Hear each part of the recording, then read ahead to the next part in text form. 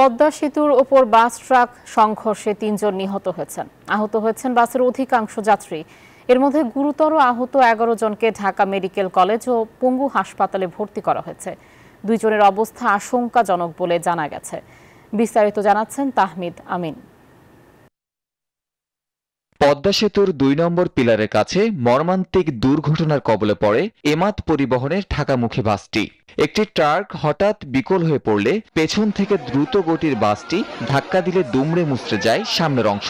ঘটনাস্থলে ২ জনের মৃত্যু হয় বলে নিশ্চিত করে পুলিশ। পরে মারা যান আরও একজন। হঠাৎ করে সামনে ডান সাইডে একটা তেলের ট্রাক, ওইটা স্লো করছে।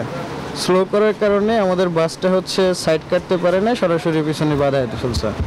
A3-তে মেবি একজন চাচা ছিল, তার যে সামনে যে গ্রিল থাকে না, গ্রিলে বাড়ি লেগে ওখানেই মনে করেন মাথা ফেটে ওখানেই মারা গেছে। শুক্রবার রাত 10টা 40 মিনিটের এই দুর্ঘটনায় আহত হন বাসের অধিকাংশ যাত্রী। ঘটনার পরপরই উদ্ধার কাজ চালায় পুলিশ, ফায়ার সার্ভিস ও সেনাবাহিনী। আহতদের প্রথমে স্থানীয় হাসপাতালে নেওয়া হয়, পরে গুরুতর আহত 11 জনকে পাঠানো হয় ঢাকা মেডিকেলে ও পঙ্গু হাসপাতালে। এর মধ্যে 2 জনের অবস্থা আশঙ্কাজনক। আর্মি অফিসার এবং তার ওয়াইফ প্রাইভেট কারে আসতেছিল, ঢাকা ব্যাক করতেছিল। এদের পরে তো ওনারা 2 জন পেশেন্টকে নিয়ে আসছে, আমাদের পেশেন্ট পলাশ এবং আরেকটা পেশেন্টকে নিয়ে আসছে আর কি। দুর্ঘটনার পর পদ্মা সেতুতে কিছু সময়ের জন্য যান চলাচল বন্ধ হয়ে যায়। পরে পুলিশ ও সেনাবাহিনী পরিস্থিতি নিয়ন্ত্রণে আনে।